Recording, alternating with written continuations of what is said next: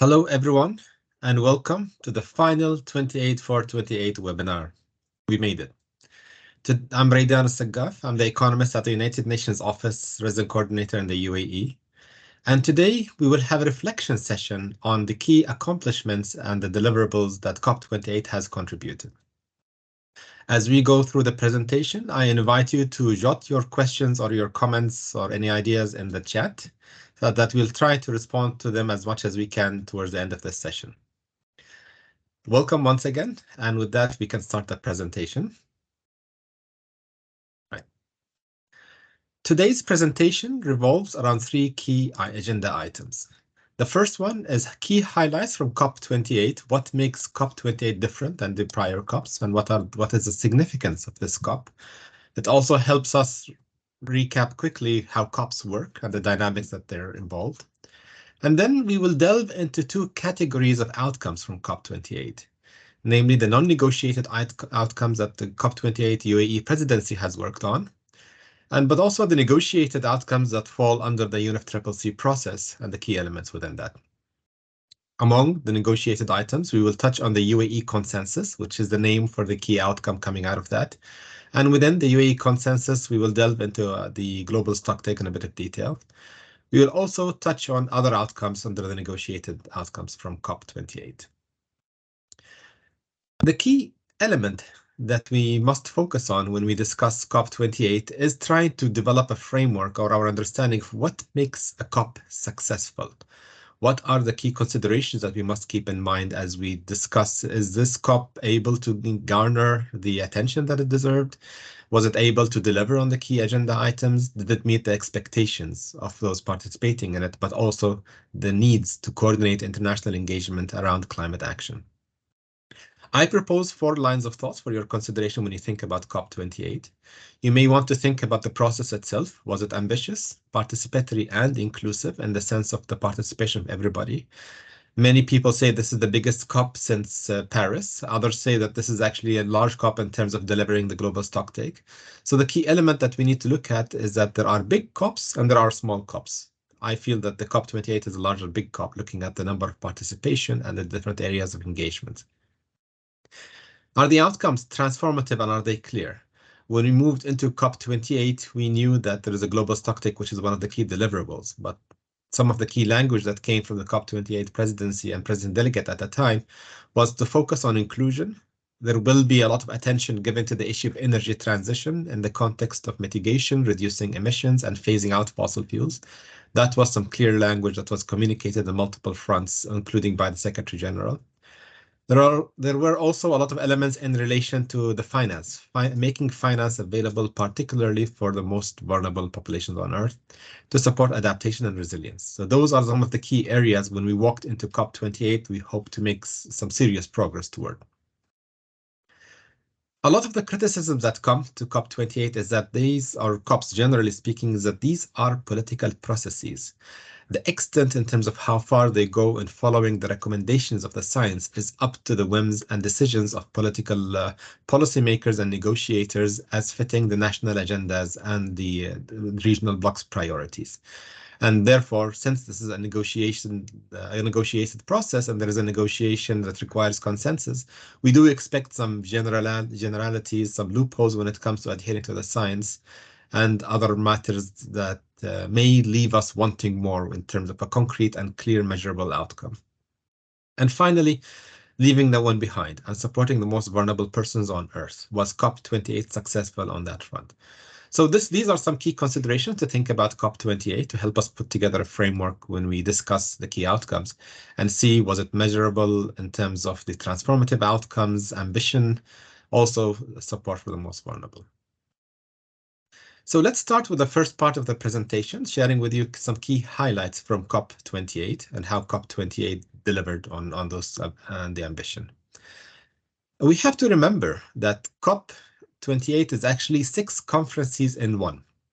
We have the World Climate Action, the leadership segment, in which we had heads of states coming together to engage with one another at the highest political level. And for COP28, we actually had a record, 154 heads of state of government participating in COP28. And here we have a group picture, as well as the ceremonial handover between COP27 and COP28 presidents and another high-level engagements. But in addition to the for the high-level engagement, we have the 5 traditional conferences, which is the COP itself, COP serving as a meeting of the parties for the Kyoto Protocol, which focuses on mitigation, CMA, which is meeting as parties for the Paris Agreement. So COP, CMP, and CMA are 3 key overlapping processes, but we also have 2 subsidiary processes associated with implementation and with the scientific and technological advice. So when we think about the 6 conferences happening together, we must keep in mind that there are some multiple tracks to engage on different fronts. And in the level of participation at the high level, I think COP28 was able to tick the box on that front. We also saw the largest level of participation at a COP.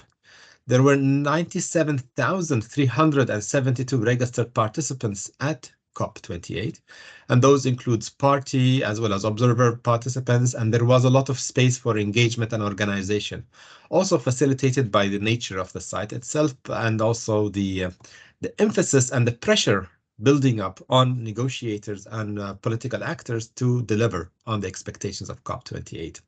And we also saw that there was the largest participation on the youth cohort, the largest participation on indigenous populations. So in terms of the size of the conference itself, almost hitting 100,000, and also the nature and the quality of the participation, we saw that it was quite substantial and it has raised the level of expectations. There were also some concerns in terms of what is expected from future COPs and raising the bar, and will this continue to be a manageable process or not? We'll leave that question for next COPs, but this is something that COP28 delivered on. There is also a lot of concerns walking into COP28 in relation to the space for expression. Will those observers on the peripheries and on the sidelines have direct opportunities to influence and engage? We saw, for instance, that the COP28 presidency, as it came into COP28, actually undertook a listening tour and visited and engaged with a wide spectrum of stakeholders, state parties, and non-party stakeholders as well, to engage and understand their key issues and priorities and coming into the process. We saw also a continuation of that coming into COP28 itself, and also how COP28 enabled some expression of the key voices and influencing the process to the extent possible, through multiple channels, through print, through publications, through other engagements, and also through breaking the rules and disrupting one of the sessions that we have it here. But it also goes to show that the barriers were not as significant that they were able to overcome. This is a negotiation process. And a negotiation process involves a lot of late nights, involves a lot of push and pull, and involves a lot of huddles, if I may. We do see through the processes of negotiation that there will be a lot of sticky issues that require further engagements on multiple fronts in terms of party stakeholders, engaging with the constituencies and working late nights and trying to use some different language options and engagements. And this, and in terms of the level of participation for negotiators, the size of delegations, but also the levels of negotiation tactics that were adopted to make sure that we have a meaningful outcome. All parties engaged in good faith in those negotiations, and we saw the inclusive process also translating itself into the language that we had in this document and the outcome documents from COP28. So power to the negotiators, and also a lot of respect for the efforts that they have engaged with to come up with a consensus and to come up with a fruitful conclusion. But negotiations are inherently very difficult process. And to be honest with you, I have seen that this is my 3rd COP taking part in, and I've seen that the level of engagement from the highest levels was actually quite clear. To give you one example, I can speak about the Secretary General when he engages on specific elements of the text, going through language options and proposing different areas, working closely with the UNFCCC leaderships and in the Secretariat, but also working through the diligent work of the Climate Action Team, working closely to push the agenda forward and include some language, do a lot of lobbying and engagements at the highest levels with different heads of delegations, negotiators, and other partners. It required a lot of attention to detail and a lot of opportunity and capitalizing on the political savviness and expertise on this front. So just to say that those negotiations were hands-on at all levels, and we did see a lot of those efforts translated into the outcome document. So to speak about outcomes now, we talked a little bit about process, about the inclusiveness, about the nature of participation, but also about the negotiations. Let's now touch on the outcomes themselves. Starting with the non-negotiated outcomes, noting that COP28, working under the COP28 presidency of the UAE, had a level of expectations of what is going to happen.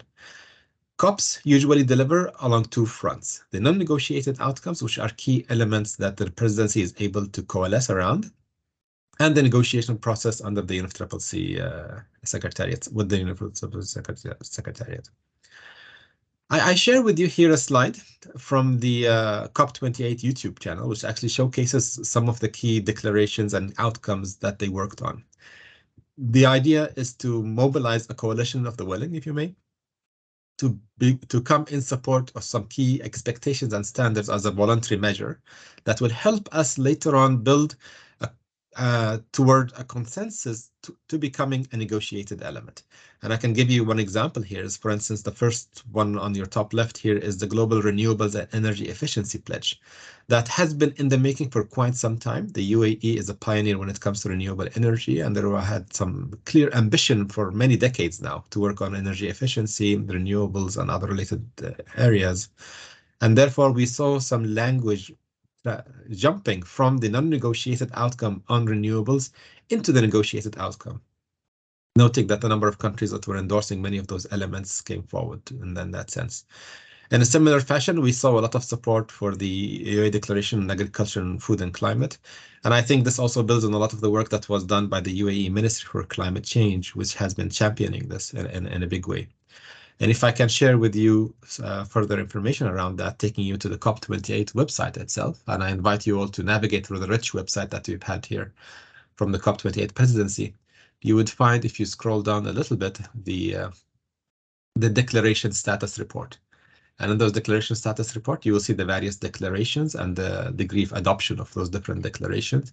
But it would also give you a feel in terms of the UAE's presidency's level of success when it comes to moving along specific fronts.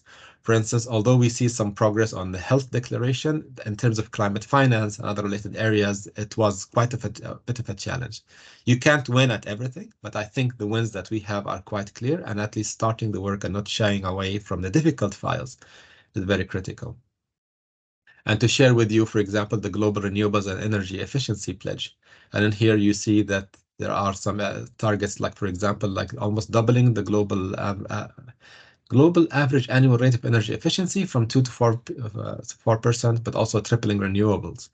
And 3 times more renewable energy capacity by 2030. So you see here the influence of those non-negotiated targets and how they feed into the negotiation process. Was it immediately for COP28 or at least beyond that? At the end of the day, every effort helps when it comes to addressing the climate challenge, working through whatever means possible to help us deliver on the results expected. Similarly, here, for instance, we have the Declaration of Sustainable Agriculture and Resilient Food Systems, where you see the language in there. A lot of this language carries over from prior COPs, so it's not particularly transformative in the sense, but at least it reiterates some of the prior commitments and nudges the level of ambition a little bit forward. And we see that, especially looking at the geopolitical issues associated with food supplies around the world. And you can see the list of countries which have signed up for those different declaration and commitments. Similarly, we have a transformative one in terms of the oil and gas decarbonization charter, which was a key element between the number of oil companies, national oil companies, and other partners to reduce heavy emissions, methane, and other, and decrease their environmental footprint. And finally, you see that there are a number of other areas which had also some attention. For example, this is a joint statement and not so much a declaration per se, so it didn't make it to that level. But we see that there were multiple efforts to make those linkages. And I particularly appreciate the effort on nature here to link between the Kunming-Montreal Biodiversity Framework and between the CPD COP15, but also into the COP28 presidency with a variety of states which represent a wide range of coalitions and partners to make sure that nature sits at the center of climate action. There is still a lot of work to be done when it comes to non-negotiated process, and we have seen some progress among a few more than the others. And I invite you all to go through the different areas and see how much progress has been coming forward on those different areas, and try to build nuances in terms of how multilateral engagements and mobilizing support for non-negotiated items succeeded for purposes of COP28.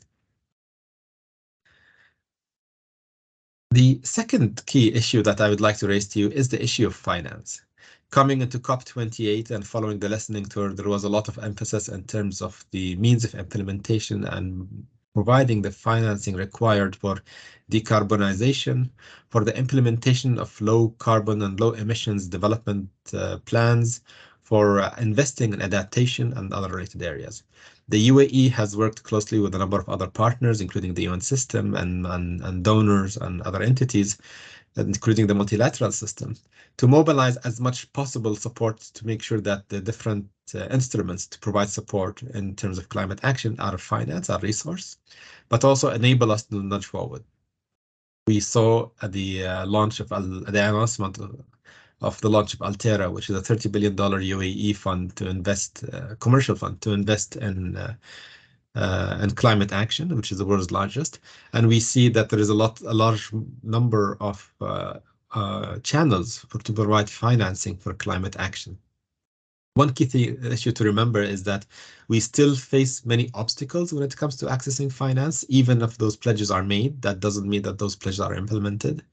And even if they're implemented, that doesn't mean that they do not come with conditionalities and costing and other related matters, which make it difficult particularly for the most vulnerable countries to access that fund, especially if it's in the form of concessional loans. Grants remain a small percentage of the financing available.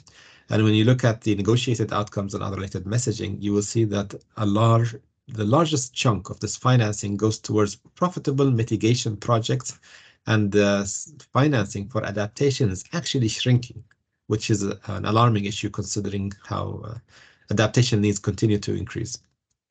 So this is to give you a picture in terms of the UAE's ambition and moving forward on the financing front. There has been some progress, but we still face the same issues that we were with in terms of access for the most vulnerable to grants. And we do hope that building on the next G20 presidency with Brazil and leading into the ongoing discussions on the multilateral development banks reform, we would be able to make improvements along these lines. Nonetheless, an effort was made and it's highly appreciated. And lastly, I would like to share with you some of the key elements that we saw through the 2-week schedule. We know that COPs include negotiations, but also on the sidelines of negotiations, there are priority discussion items in which the presidency invites all participants to engage with. For instance, this is the first COP to have a thematic day dedicated for health, but also for relief, recovery, and peace, December 3rd, immediately after the World Climate Action Summit. And we saw, for instance, in many of those different engagements that there was an effort to coordinate and make sure that those engagements are building on one another and contribute closely to the negotiations. For instance, on Trade Day, we had actually a joint trade pavilion between World Trade Organization, UNCTAD, and a number of other partners, the International Chamber of Commerce, to try to coordinate the programming in a sense that helps those pavilion and those engagements get closer to one another, but also link better for the negotiations and building that kind of language. And through the different thematic areas, and if you go back to the UAE's website, you would find there are thematic summaries of the different days in terms of what are some of the key highlights. And in each one of those daily highlights, the UAE presidency has designed its own presidency events, that touch on many of those issues that they would like to push the needle on, linking also to the non-negotiated outcomes. So on that, it's very important to remember that a lot of the emphasis on those thematic areas are connected between the events, between the non-negotiated outcomes, and between the UAE's own ambition for that. Beyond COP itself and the direct elements related to COP, there was a wide range of initiatives on the periphery. For example, in terms of the commitments made for reaching the last mile forum, we have the Rewired Summit on December 8th. the first faith pavilion in terms of interfaith dialogue and tolerance, but also the launch of the different declarations engaging different partners. The declaration, for example, on climate relief, recovery, and peace had 15 United Nations entities as signatories to it, noting the work of the United Nations in maintaining international peace and security, but also delivery of relief and recovery. There was also a business and philanthropy forum and a number of other engagements on the sidelines that are relevant to a certain extent to the direct work of COP28. So that is on the non-negotiated outcomes, and in terms of the ambition of the UAE COP28 presidency, both in terms of the non-negotiated outcomes, the events that they've had, but also the conversation and the dialogue, and how we can mobilize that towards the supporting the negotiated outcomes, which is key. And here again, I would like to invite you to go to the UNFCCC website. And if you go to the UNFCCC website, you will find a link here referring to the outcomes of COP28, which will give you a clear run through in terms of how do we understand what are the key outcomes coming out of COP28. So the key outcome from COP28 is called the UAE consensus. And the UAE consensus includes a number of other key areas under the Paris Agreement. So we know we have COP and we have CMA, but we also have CMP. Here it is, CMP 18, which is on the Kyoto Protocol. And when we go through the outcomes themselves, we would see there is a lot of duplications that actually are joint outcomes between COP and CMA, etc. Among those different outcomes, and you will need a lot more time to go through them and try to understand them, you want to understand that the level of depth and consensus built varies significantly depending on what the outcome is. For instance, although the first global stocktake garnered a lot of attention, there were also some key elements linking the global stocktake, for instance, to work on the loss and damage, to work on the operationalizing of the loss and damage fund and preparations for the global goal and adaptation. But first, to start with a little bit on process and how did we get to the UAE consensus? Obviously, it builds also on the work that the UAE has done in terms of the listening tour and other related engagements, and it's also helping us in terms of working together through the multilateral process to achieve an unprecedented approval of the agenda in the first hour of COP. Usually, there is a lot of negotiations and engagements with parties requesting to add additional agendas to the additional agenda items to the agenda, revisiting some key elements. But we saw a diligent push by the UAE presidency to get the agenda approved and start doing the work. A lot of this also has to do with a tactic that the UAE had adopted, which is called ministerial pairings. The UAE asked a number of ministers from other countries to take the lead in facilitating consultations on key elements. For example, on the global stocktake, it was Denmark and South Africa. On mitigation, it was Singapore and Norway. On the global goal and the adaptation work, it was Australia and Chile. And on finance, it was Canada and Egypt. So we saw, for example, a big push, coherent push in order to prepare for COP28 and not wait for surprise until the first day, working through ministerial pairings and engaging in that dialogue across different areas. We also saw the UAE diplomacy in terms of how they managed the backlash against some issues and some disgruntled opinions in terms of how the process is managed and the leadership figures and other issues. And I want to say that on process, we actually saw a smooth and very powerful starting with the launch of the fund and the approval of the fund for loss and damage.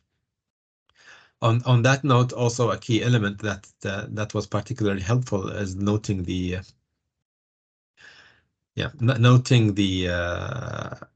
the UAE supported holding a fifth meeting of the Transitional Committee on Loss and Damage immediately following the pre-COP in the UAE to make sure that we have a workable result that we can take forward. So the surprises that you saw on the first day of COP28 were actually planned for, and there was a lot of effort that was put into them.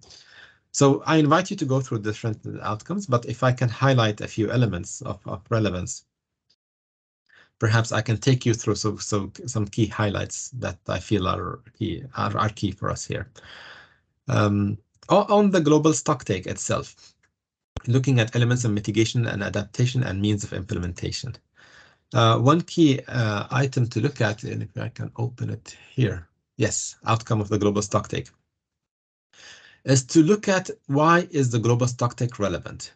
We know that we have the IPCC, which tells us a lot about what is the status of climate action and what are the key deliverables and what are the key expectations to keep 1.5 alive and as a limit for warming. The global stocktake opened opportunities for other parties to engage in this process, going beyond the science. Many states have proposed some language, and when it comes to when it comes to the global stocktake, and that language linked also to the negotiations position when it comes to these key areas.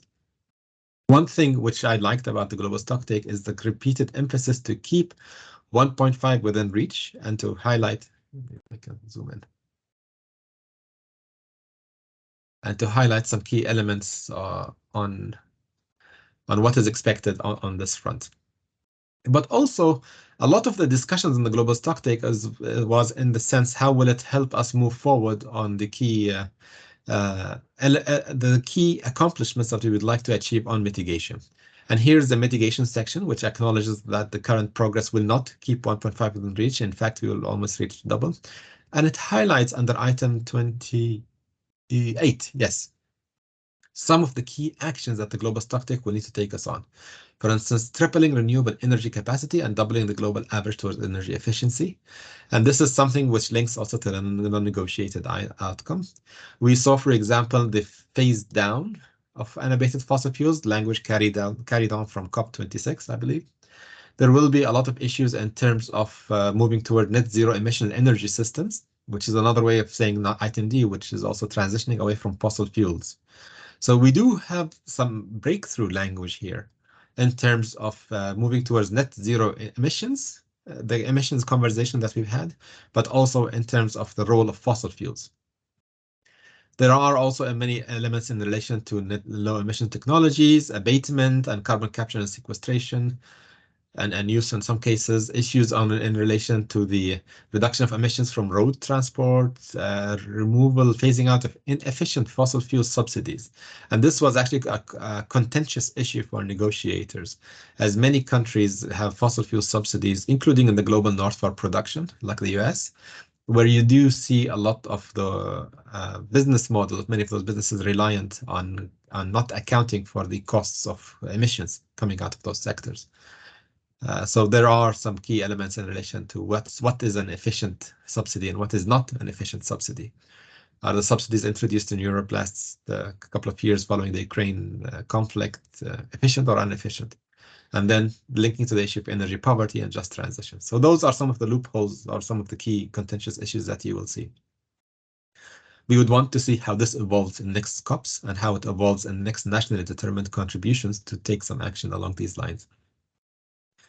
There is also some interesting language here on nature in terms of halting and reversing deforestation and forest degradation by 2030, which is the first goal under the Kunming-Montreal Biodiversity Framework. And it's mentioned here, actually.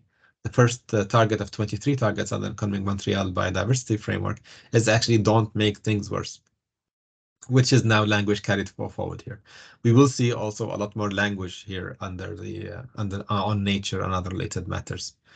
I do invite you. It's a big document to look at, and it has a lot of ambition in different areas.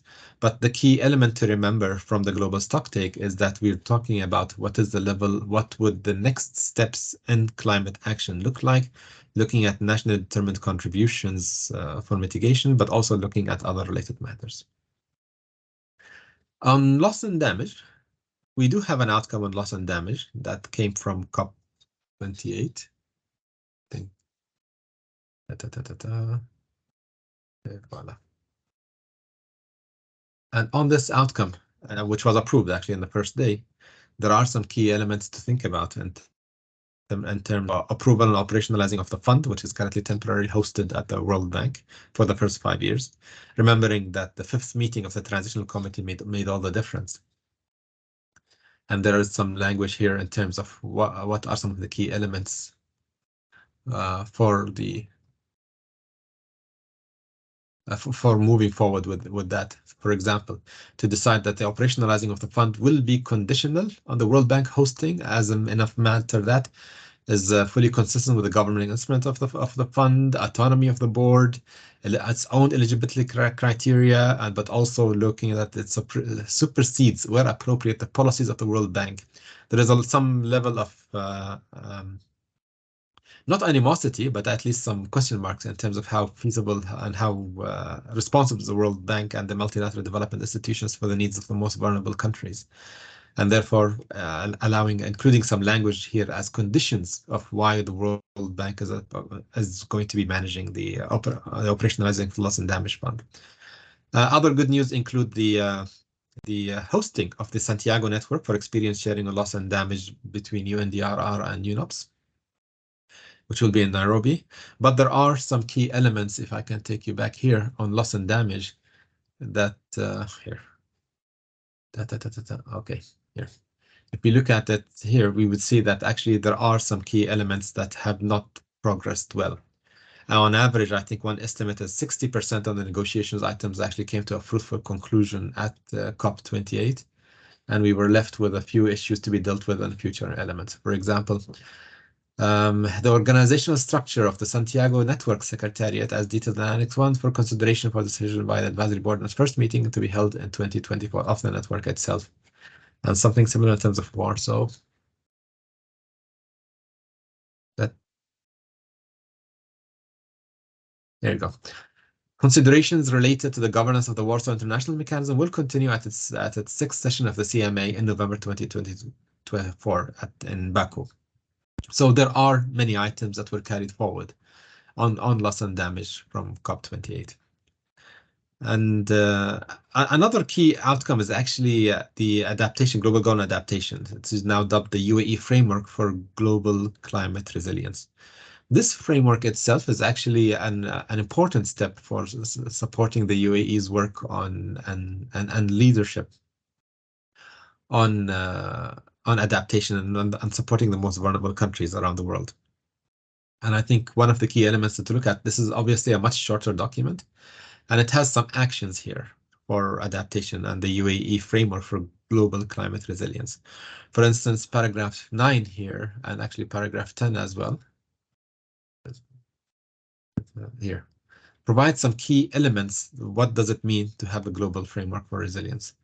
And including, for example, in urgent party and invites non-party to pursue the objectives, highlighting issues in relation to water scarcity, in relation to food and agriculture systems, health impacts, ecosystem and biodiversity, ecosystems, biodiversity, infrastructure and human settlement, like living and housing conditions, issues of relation to poverty, but also, interestingly, there is issue in relation to preserving cultural heritage. If we see some of the Pacific Atoll countries highlight the issues of their own national heritage and how that should be incorporated as key elements for the well-being of their societies. And in a similar fashion, adding some further action points in terms of what would it mean to develop this issue. This concludes the Glasgow Sharm el-Sheikh work program, but it also launches a new work program. Actually, request a subsidiary body here decides to launch a 2-year UAE BILM work program on indicators for measuring progress achieved towards the targets. So we do have a starting point for further work down the line, and we do have some targets for 2030 on the UAE framework for global climate resilience. This is a big win, and this is a launch of a lot more future work to do on adaptation, which will also be linked to financing. It will also be linked to means of implementation and other related matters. Right. So if we move quickly to the issue of just transition, and this also has to link with the UAE's ambition in terms of the energy transition itself. We have a launch of the UAE Just Transition Work Program. A lot of the details are still TBD for the work program itself. And you will see here, for instance, that there will be a lot of recognition of countries' pathways with an S.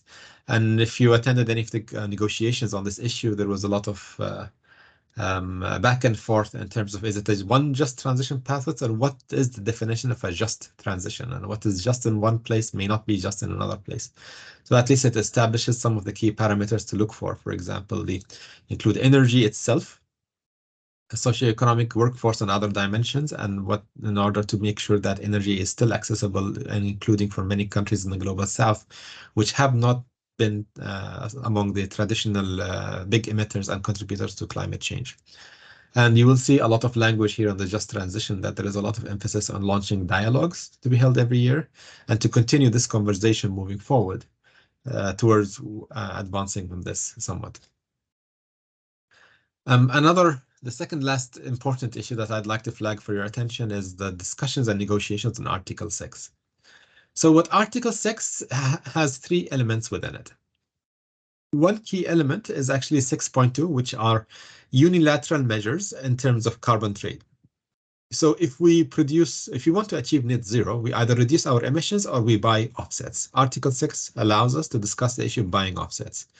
6.2 is unilateral between country X and Y, in which they have some key norms and agreements in terms of buying those offsets or trading in those offsets. 6.4 is multilateral, talking about a global carbon market and how to define multilateral action in this area. 6.8 includes non-market and cooperative approaches and voluntary engagements. The UAE is very interested in Article 6 engagements, noting that trade in carbon markets is a key element for achieving net zero in the UAE itself by 2050, but it also strengthens international cooperation on this file, noting recent commitments made at the Africa Climate Summit and other related endeavors. So in addition to that, there are a number of other key areas of relevance as key outcomes from COP28, such as on technology transfer and facilitating technology transfer, capacity development, action for climate engagement, AC, the gender work plan, science, rules of procedures, and as well as implementation support. You will find all this information available at the outcomes page of the UNFCCC website. And in here, you would see that these are the key elements that we would have as the UAE consensus. The appointment of a youth climate champion every year has to become a habit, the global stocktake, the just transition work program, mitigation and ambition, adaptation, but also the loss and damage. And then you have all the other associated decisions relating to the other smaller pieces of the process itself. Like, for example, linkages between the technology mechanism and financial mechanism. And if you have a look at this document itself, and you want to explore what are these linkages between the technology mechanism, you would see that there are some consensus on some items, but there is still a lot of continuation required of this dialogue in between that.